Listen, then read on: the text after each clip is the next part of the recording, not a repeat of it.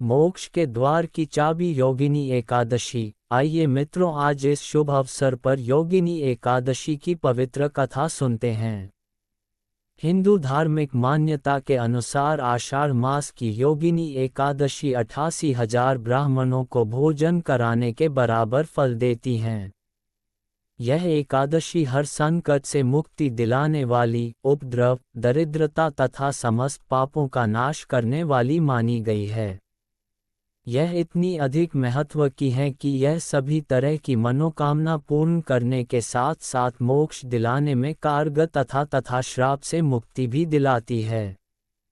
आइए यहाँ जानते हैं पौराणिक व्रत कथा। योगिनी एकादशी व्रत की कथा के अनुसार स्वर्गधाम की अलकापुरी नामक नगरी में कुबेर नाम का एक राजा रहता था। वह शिवभक्त था और प्रतिदिन शिव की पूजा किया करता था। हेम नाम का एक माली पूजन के लिए उसके यहाँ फूल लाया करता था। हेम की विशालाक्षी नाम की सुंदर स्त्री थी। एक दिन वह मानसरोवर से पुष्प तो ले आया, लेकिन कामासक्त होने के कारण वह अपनी स्त्री से हास्य विनोद तथा रमण करने लगा। इधर राजा उसकी दोपहर तक राह देखता रहा। अंत में राजा कुबेर ने सेवकों को आज्ञा दी कि तुम लोग जाकर माली के न आने का कारण पता करो, क्योंकि वह अभी तक पुष्प लेकर नहीं आया। सेवकों ने कहा कि महाराज, वह पापी अतिकामी है, अपनी स्त्री के साथ हास्य विनोद और रमण कर रहा होगा। ये सुनकर कुबेर ने क्रोधित होकर उसे बुलाया। हेम माली राजा के भय से कांपता हुआ उपस्थित हुआ। राजा कुबेर ने क्रोध में आकर कहा, अरे पापी, नीच, कामी, तूने मेरे परम पूजनीय ईश्वरों के ईश्वर श्री शिव जी महाराज का अनादर किया है, इसलिए मैं तुझे शाप देता हूँ कि तू स्त्री का वियोग सहेगा और मृत्युलोक में जाकर कोढ़ी होगा। कुबेर के शाप से हेम माली का स्वर्ग से पतन हो गया और वह उसी क्षण पृथ्वी पर गिर गया। भूतल पर आते ही उसके शरीर में श्वेत कोढ़ हो गया। उसकी स्त्री भी उसी समय अंतर्ध्यान हो गई।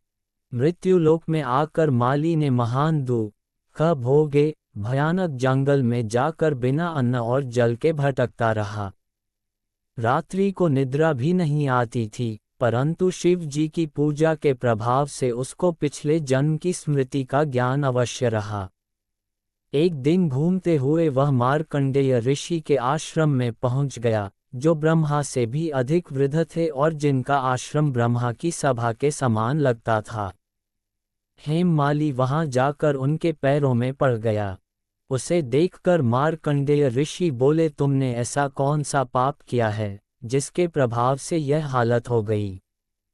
हेम माली ने सारा वृतांत कह सुनाया। ये सुनकर ऋषि बोले, निश्चित ही तूने मेरे सम्मुख सत्य वचन कहे हैं, इसलिए तेरे उद्धार के लिए मैं एक व्रत बताता हूँ। यदि तू आषाढ़ मास के कृष्ण पक्ष की योगिनी नामक एकादशी का व्रत विधिपूर्वक करेगा तो तेरे सब पाप नष्ट हो जाएंगे। ये सुनकर हेम माली ने अत्यंत प्रसन्न होकर मुनि को साष्टांग प्रणाम किया। मुनि ने उसे स्नेह के साथ उठाया। हेम माली ने मुनि के कथनानुसार विधिपूर्वक योगिनी एकादशी का व्रत किया। इस व्रत के प्रभाव से वह अपने पुराने स्वरूप में आकर अपनी स्त्री के साथ सुखपूर्वक रहने लगा। अतः इस व्रत से प्रभाव से समस्त पापों का नाश होकर अंतिम समय में स्वर्ग प्राप्त होता है तथा हर तरह के श्राप से मुक्ति मिलती है। अंत में चैनल को सब्सक्राइब जरूर कर लीजिएगा मित्रों।